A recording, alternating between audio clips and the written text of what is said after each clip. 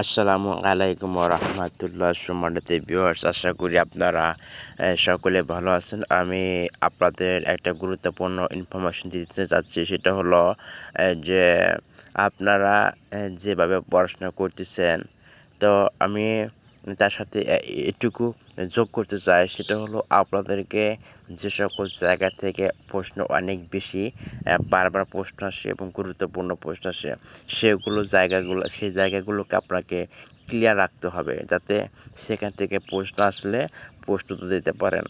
এবং আপনারা যাই কিছু মনে করেন, কিন্তু প্রাথমিক শিক্ষা অধিদপ্তর যেখান থেকে যে সকল টপিক থেকে অতীতে প্রশ্ন করেছে, সেখান থেকে কিন্তু তারা প্রশ্ন করছে বারবার, এবং প্রশ্নটা অনেক ভিতর থেকে প্রশ্ন করছে, বাইরে থেকে, মানে আমরা যে বিষয়গুলো সচরাচর জানি এবং পড়ি, সেই জায়গাগুলো থেকে তারা আহ, সেই জায়গাগুলো থেকে তারা প্রশ্ন করছে, কিন্তু অনেক ভিতর থেকে তারা ডিপলি প্রশ্নটা করছে। কিন্তু অনেকে দেখা যায় যে আপনার সহজ বিষয়গুলো তারা পড়ে না, কঠিন বিষয়গুলো পড়ে।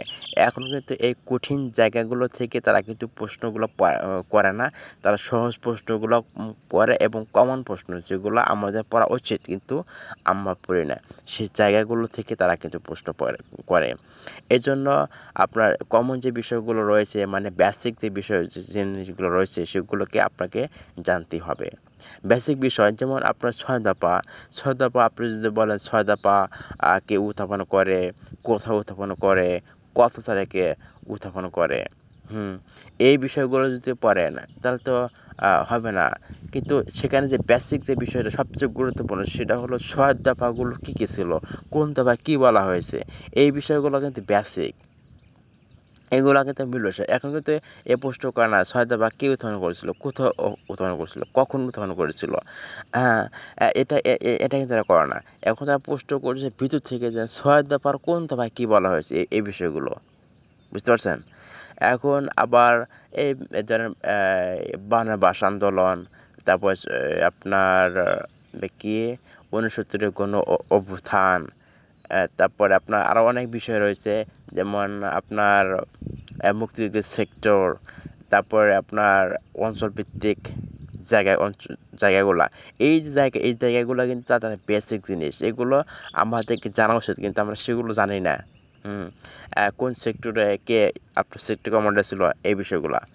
আর অন্যান্য বিষয়গুলো যা আছে সেগুলো এরকম হবে, কিন্তু আমরা এই বিষয়গুলো জানি না, এগুলোকে আমরা অ্যাভয়েড করি, যে আমাদের মনে থাকবে না, কিন্তু প্রশ্ন কিন্তু এখান থেকে তারা করে।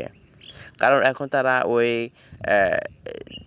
আবিজাবি ছাত্র কিন্তু তারা প্রায় শিক্ষক হিসেবে তারা পেতে চায় না, তারা চায় এবং মেধাবী মেধাবী শিক্ষককে তারা চাচ্ছে, যেহেতু তারা প্রাথমিক শিক্ষাকে একটু উন্নত করতে যাচ্ছে, এই জন্য তাদের কিন্তু টার্গেট মূল ছাত্রগুলোকে বের করে নিয়ে আসা।